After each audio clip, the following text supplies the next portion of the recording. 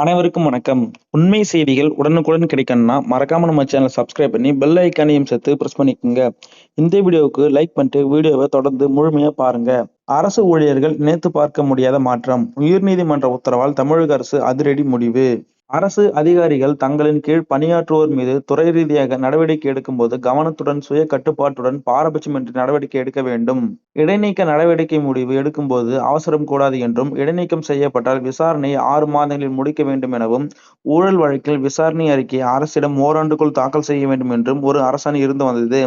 இந்த நிலையில் உயர்நீதிமன்றம் உத்தரவு அடிப்படையில் அரசு ஊழியர்களின் ஒழுங்கு நடவடிக்கை விசாரணைக்கு காலக்கெடு நிர்ணயிக்கப்பட்டு உள்ளது. அரசு ஊழியர்கள் மீதான ஒழுங்கு நடவடிக்கைகள் தொடர்பாக திமுக ஆட்சியில் 2022ஆம் ஆண்டு தமிழக அரசின் தலைமை செயலாளராக இருந்த இறையன்பு அரசாணை ஒன்றை வெளியிட்டிருந்தார். அதில் அரசு அதிகாரிகள் தங்களின் கீழ் பணியாற்றுவோர் மீது துறை ரீதியாக நடவடிக்கை எடுக்கும்போது கவனத்துடன், சுய கட்டுப்பாடுடன், பாரபட்சமின்றி நடவடிக்கை எடுக்க வேண்டும். இடைநீக்க நடவடிக்கையில் முடிவு எடுக்கும்போது அவசரம் கூடாது.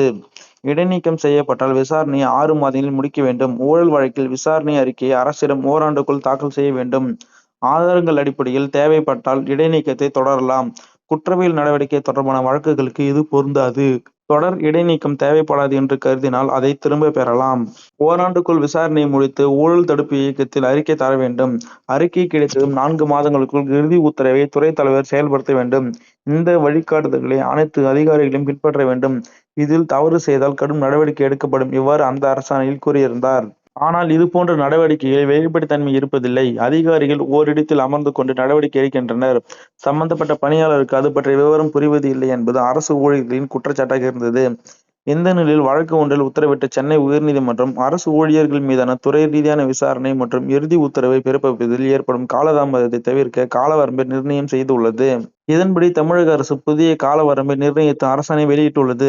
அதன்படி குற்றச்சாட்டு உள்ளான அரசு ஊழியருக்கு குற்றச்சாட்டு குறிப்பாணை 15 நாட்களுக்குள் வழங்கப்பட வேண்டும். குறிப்பாணை அளிக்கப்பட்ட 30 நாட்களுக்குள் சம்பந்தப்பட்ட அரசு ஊழியர் விளக்கம் அளிக்க வேண்டும். இந்த விளக்கத்தை பெற்ற பின்பு தேவைப்படின் விசாரணை அதிகாரியை 15 நாட்களுக்குள் நியமிப்பது கட்டாயமாகிறது.